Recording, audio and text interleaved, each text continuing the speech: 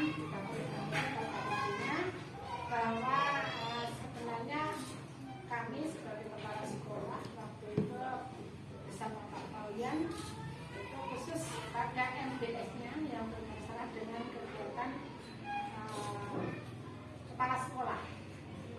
Sebenarnya apa yang kami terima dari pos itu sudah kita laksanakan dalam kehidupan dalam kerja kita sehari-hari.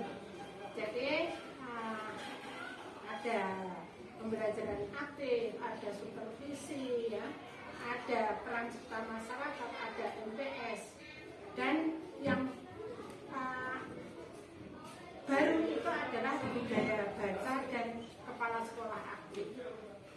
Tapi kalau kita dalam kehidupan sehari-hari kita sudah aktif, ya, tapi ternyata ada hal-hal yang di situ, oh ini tahu peran kepala sekolah kalau yang aktif itu seperti ini. Namun pada intinya yang nanti yang kami sampaikan pada biasanya adalah hanya beberapa dari sekian itu yang usia gitu ya Pak, utamanya saja yang bisa kami laksanakan di sekolah kami.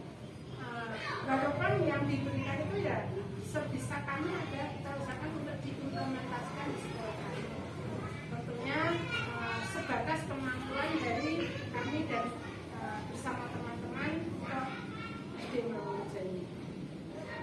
Adapun ada materi diseminasi untuk kepala sekolah itu adalah pembelajaran aktif dengan pendekatan mikir, lalu ada budaya baca, supervisi akademik, peran serta masyarakat, MBS atau manajemen berbasis sekolah, dan kepala sekolah. Namun lalu yang kurikulum 13 itu dengan saintifik sebenarnya hampir sama, hanya kalau di program POP ini ada dengan pendekatan mikir. Ini pun sebenarnya tidak ada di saintifik. Karena di situ akan tercover anak-anak itu dilihat dari keaktifan anak-anak dalam kegiatan belajar mengajar itu. Kalau pendekatan mikir itu yang bagaimana? Di sini mikir itu kan tadi dari M, ya, harus ada siswa itu mengalami. Dalam artian mengalami dia ada di metodenya atau di pendekatan itu siswa mengalami dia melakukan percobaan, mengamati. Ini mengalami, anak itu mengalami. Dari kegiatan-kegiatan percobaan, observasi, inilah yang pada M yang pertama. Jadi harapannya dalam pembelajaran dengan pendekatan mikir itu dalam suatu kegiatan ada siswa mengalami. Dengan cara apa? Mengamati bisa, melakukan kegiatan observasi, percobaan, bisa dibawa keluar kalau memang dengan pembelajaran dengan yang melibatkan lingkungan, atau di perpustakaan, ya, atau melakukan percobaan yang sesuai dengan materi yang Bapak Ibu lakukan di kelasnya masing-masing. Lalu yang kedua, P. Dalam kegiatan pembelajaran harus ada interaksi. Interaksi ini bisa, kalau ada interaksi berarti melibatkan lebih dari satu. Ini bisa berpasangan. Tadi ataupun pengamatan. Ini menggunakan kelompok. Lalu yang K, ini adalah komunikasi. Tentunya kalau tadi mengalami, lalu ada interaksi, otomatis ada komunikasi dalam kelompok maupun dalam kelompok-kelompok kecil itu. Namun di sini yang dinamakan komunikasi itu setelah mereka siswa itu melakukan percobaan, mengamati, ini anak bisa mempresentasikan, ini mengkomunikasikan. Jadi hasil dari pelajaran itu mereka dari percobaan lalu mempresentasikan ke teman-temannya gitu. Ini komunikasinya. Jadi sebenarnya sudah kita lakukan dalam pembelajaran itu. Lalu setelah dikomunikasikan bersama dengan kelompok 1 maju, kelompok 2 maju, masing-masing setelah melakukan, barulah di akhir pembelajaran itu diadakan refleksi. R-nya adalah refleksi. Refleksi bukan gurunya yang merangkum, bukan, tapi dari siswa itu sendiri. Guru hanya memancing. Apa hari ini pembelajaran kita? Lalu materi apa? Apa yang kalian alami dengan kegiatan pembelajaran hari ini? Kan anak-anak akan menjawab. Nah, mereka akan mengutarakan. Nah, ini juga bentuk komunikasi juga. Ada interaksi antara guru dan siswa. Akhirnya setelah mereka merefleksi dari pembelajaran itu semua, nah, guru bisa menyimpulkan. Ini satu kegiatan pembelajaran yang dilaksanakan oleh Bapak Ibu Guru. Ini diharapkan ada pendekatan mikir ini. Sebenarnya sudah seperti tadi, tidak harus guru ini loh yang mengalami, ini yang tidak. Jadi dalam konteks kan tidak bisa ini kegiatan ini mengalami ini. Kan biasanya RPP itu kan ada seperti itu ya. Hanya pada waktu kegiatan pembelajaran ini akan terlihat siswa itu mengalami ini dari keempat kegiatan, yaitu ada mengalami, ada interaksi, ada komunikasi, ada refleksi.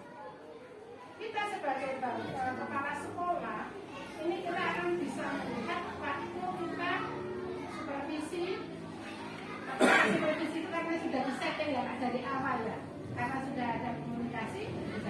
Tapi kita akan lebih enak kalau kita sambil jalan-jalan, kita atau kunjungan kelas, melihat kelas bisa sambil menggunakan ini sudah siswanya aktif belum kan seperti itu. Kita tidak harus setiap hari mereka melihat itu tidak, tapi kita sambil lalu saja sambil melihat perkembangannya.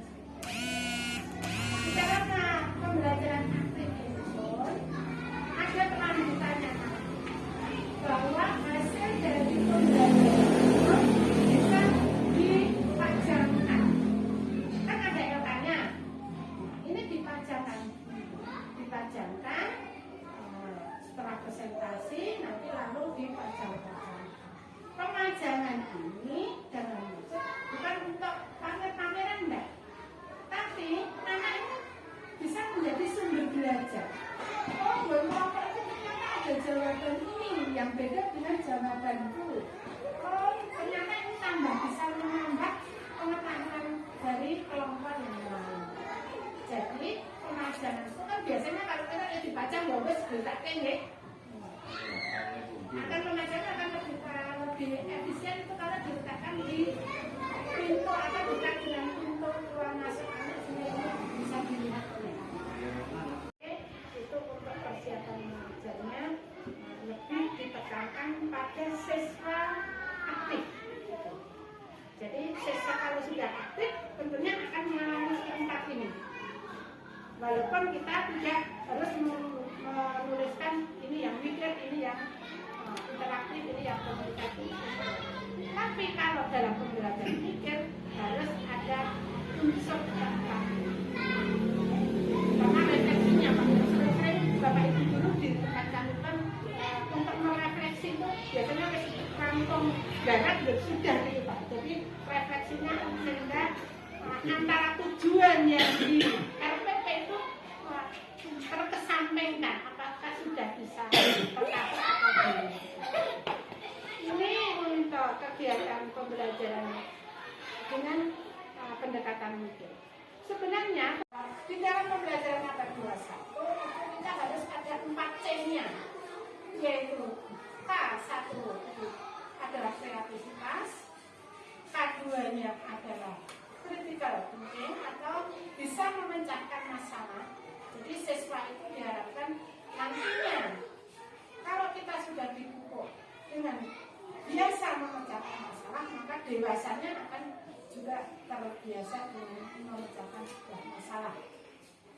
Sehingga dalam kehidupannya tidak tergantung dengan orang lain terus, karena di berbagai pihak bisa mempunyai kemampuan untuk memecahkan masalah secara kreatif dengan ide-ide. Lalu ketiga yang itu adalah kolaborasi atau kerjasama, bahwa kita tidak bisa hidup tanpa kerjasama, itu pada akhirnya, sehingga anak tidak boleh membeda-bedakan atau nantinya kita itu selalu hidup bekerjasama.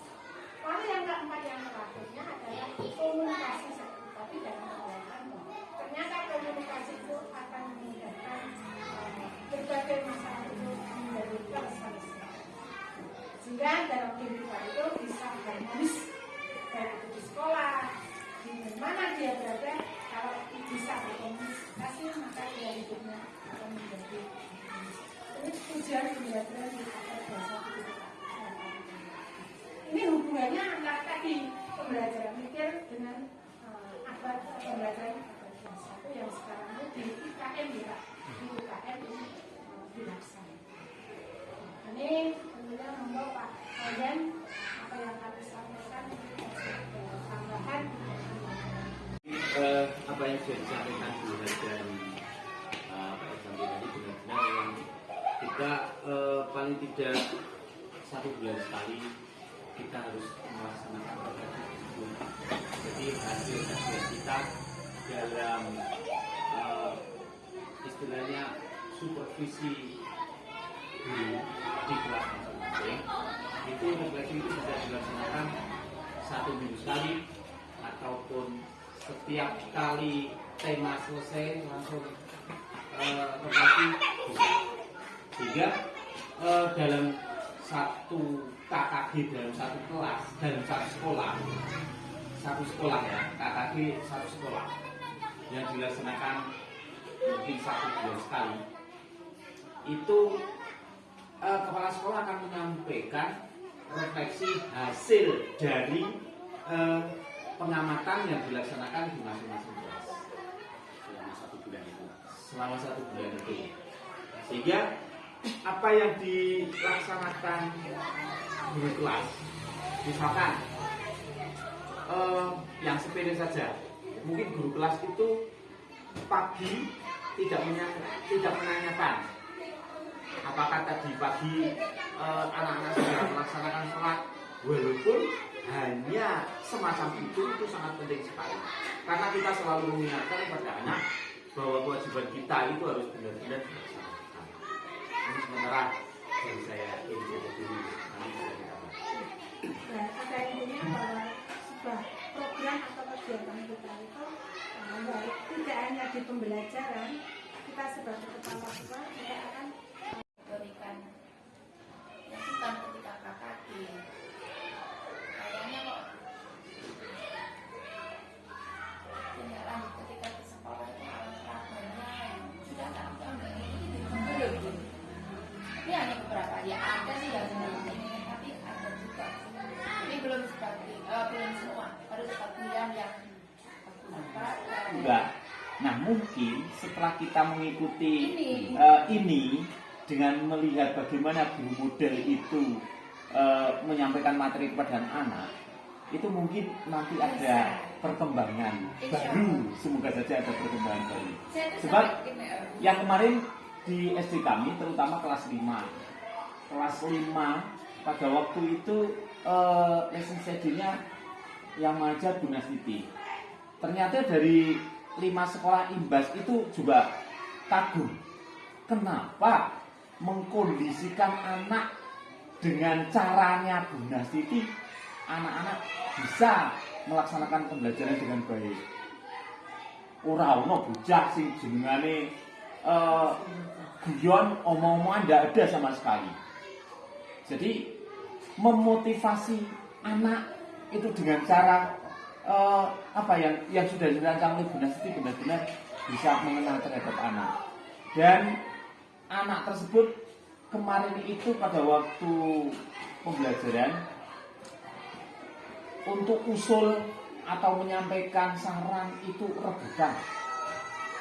Padahal umumnya di sekolah kan bocah meneng, dan sebagainya.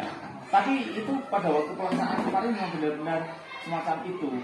Setelah ditanya Bunda Sri, apakah sudah dikondisikan?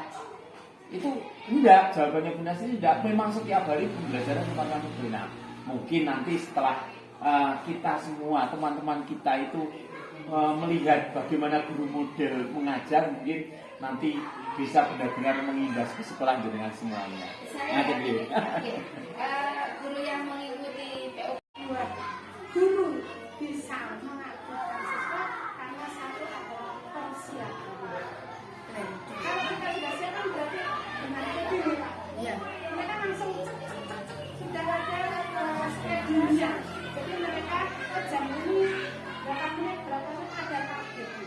Kemudian ada mengerjakan sekolah semuanya saja program itu akan tetapi kalau ada program yang pasti akan persiapannya. Nah ini saja mungkin pembelajaran itu bisa mungkin sedikit tambah yang terkait dengan pasti, yaitu pada plan-nya. Jadi kan idealnya ini saya berbicara idealnya untuk kepala sekolah menandatangani RPP itu kan minimal H-1. Nah, pada saat H-1 ini di RPP penjelasan fokus mengamati pada satu, kalau yang kurikulum merdeka CP-nya. Kalau pada yang kurikulum 13 tujuannya itu diamati dulu atau dicermati, terus masuk ke kegiatan.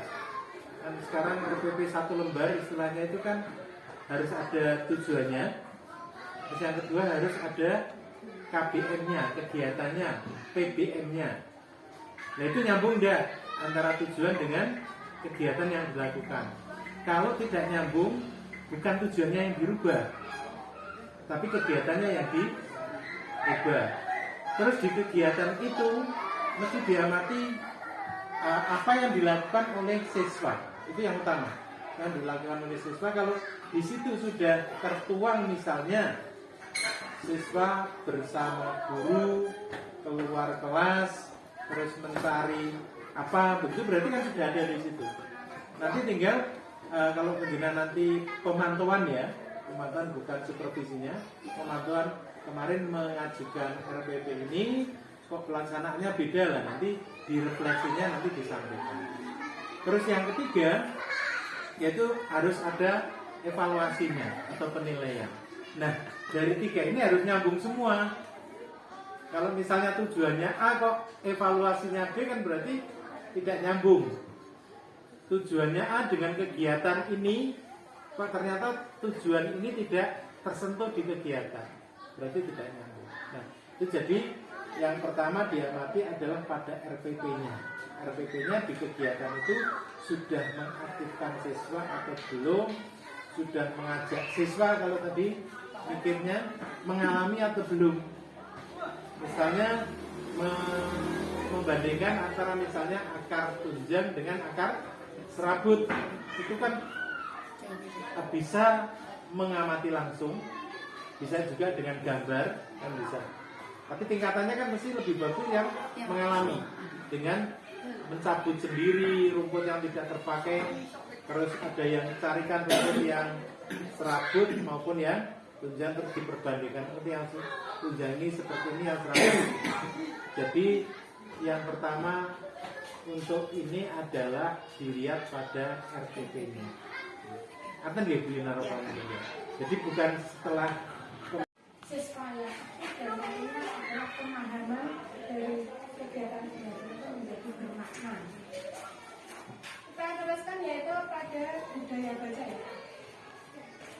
Saya baca budaya baca bahwa budaya baca namanya saja budaya nih baca siswa maupun ini tidak hanya siswanya tapi semua unsur yang ada di sekolah. Kita harus bisa membangkitkan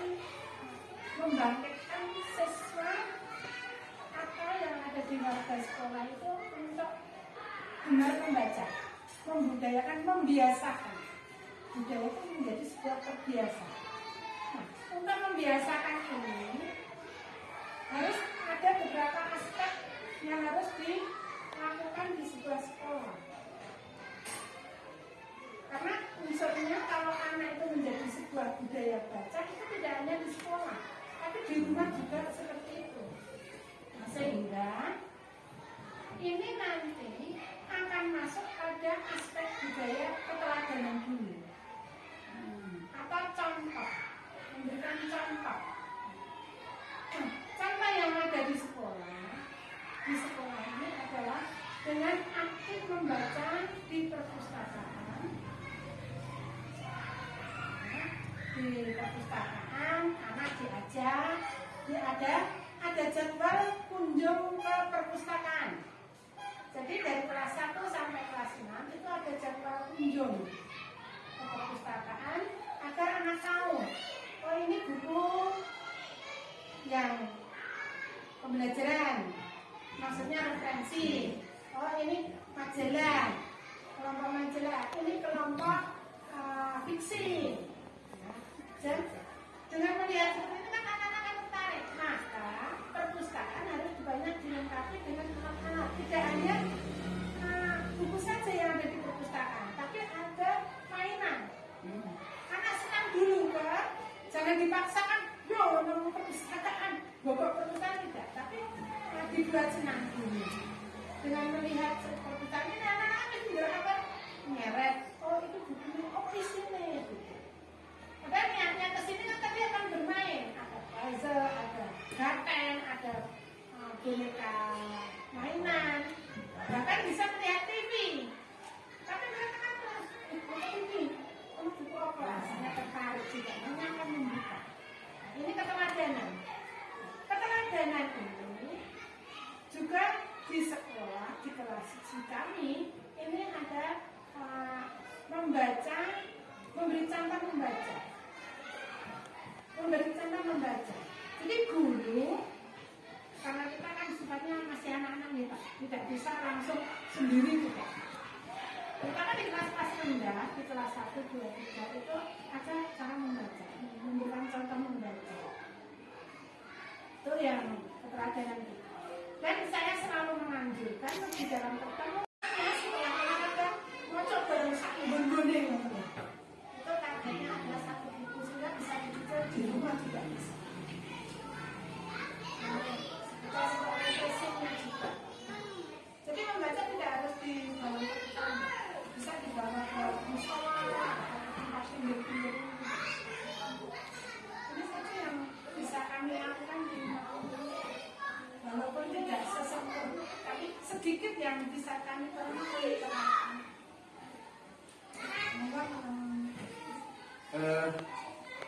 Kalau melihat dari apa yang sudah disampaikan Ibu, bahwa memang perpustakaan itu sarana untuk membaca. Tetapi anak itu setelah mengambil buku dan sudah mencatat petugas perpus, itu anak di Sorone Jawa di Sepunjar, monggo silakan membaca di mana. Dan kalau bisa anak itu diberi target waktu, disesuaikan dengan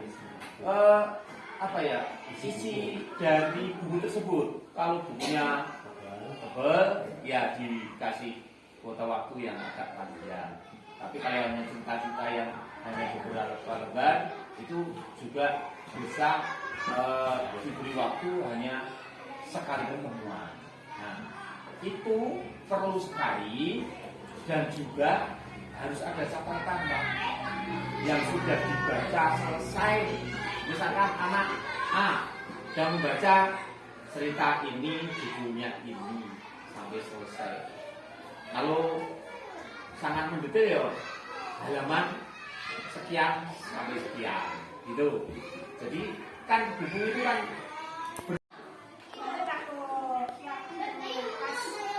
hari terakhir diumumkan di masing-masing, dan papernya itu tidak harus mahal Bapak Ibu.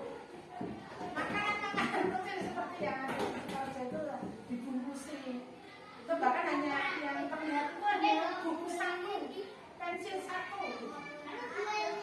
Ini yang untuk penghargaan. Bahkan kami pun kemarin sudah melaksanakan ada buka baca dengan kategori bahwa anak yang membaca banyak, pinjaman itu banyak, bisa mempengaruhi temannya, maka dia dijadikan sebagai buka baca. Mulai bisa mempengaruhi. Dan kita juga bekerja sama dengan Perpuda dengan mobil perpustakaan keliling.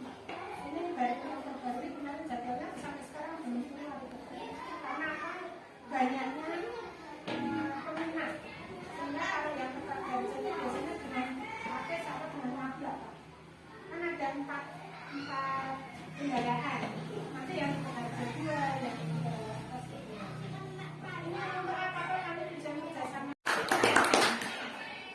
apa yang disampaikan oleh Bu Aryani tadi sangat menarik terkait dengan literasi, dan ini sejalan dengan kemarin materi bahasan di BPPMP, yaitu pembiasaan literasi. Itu bahkan kalau saya amati, ini di sini juga sudah ada yang melangkah lebih ke depan. Antara lain misalnya tadi ada duta baca, kemudian di sini ada donasi buku ya Bia, ada donasi buku, tapi belum terungkap, mungkin bisa diungkap lebih banyak. Terus ada yang utama saya garis bawahi adalah keteladanan, keteladanan terhadap literasi. Jadi Bapak Ibu guru memberikan contoh teladan menjadi literat-literat yang baik. Jadi tidak hanya minta anak-anak untuk membaca, tapi Bapak Ibu guru juga memberikan contoh. Nah ini mungkin nanti setiap sekolah juga harapannya bisa seperti itu. Jadi Bapak Ibu guru bersama-sama memberikan contoh kepada anak-anak terhadap literasi. Bahkan kalau di BPPMP, kalau penjelasan misalnya ngaturi ada acara di sini, ngundang narasumber dari BPPMP, kalau hari Senin itu tidak bisa. Karena hari Senin itu digunakan sebagai hari literasi di sana. Jadi Bapak Ibu petugas di sana itu setiap hari Senin kegiatannya khusus untuk kegiatan literasi. Nah mungkin nanti di sekolah Ibu Bapak bisa dijadwalkan kapan Bapak Ibu bersama-sama memberikan teladan terhadap literasi. Ya. Mungkin tidak harus sama, misalnya SDC hari apa, SD Bangun hari apa, tapi terjadwal. Ini yang perlu saya garis bawahi. Terima kasih Bu. Dan memang untuk itu kalau kita ungkap, ada di sini ada duta baca, ada keteladanan sudah muncul, ada juga untuk bahkan donasi buku ya, donasi buku. Mungkin ini yang perlu saya garis bawahi. Suatu saat nanti ketika kita misalnya ingin mengetahui kapan jadwal teladan literasi, nah itu ada jadwalnya. Akan mungkin tambah dari saya Bu. Terima kasih. Maka dengan kita mendatangkan takbiran, biar mereka itu tahu kondisi sekolah. Mereka kan punya ide. Pas Bu lewat perwakilan saya katakan, pikirkan ini kudu di gosok, nganggo gosok apa Pak? Sekrat dan sekrat besi itu loh. Oh iya. Itu nek kelas buatan satu. Akhirnya beliau mengatakan kampus semua wali murid dari kelas 1 kelas 6 hari ini tuh pertama ngeresiin terus gitu. Alhamdulillah terlaksana. Lalu keduanya ngecek. Karena kata-kata kan bapak saya Bu. Maksudnya memang bawa jenengan membagi. Akhirnya ibu-ibu kelasnya itu bisa tetap di POP. 1. Pohon literasi. 2. Pohon cita-cita. Bentuknya apa Bu? Akhirnya kalau boleh nambah komunitas saya set. Ini bisa nambah Pak Buniso. Akhirnya saya bilang enak Pak, selesai 10 orang dalam harap kelas belum banyak. Itu membantu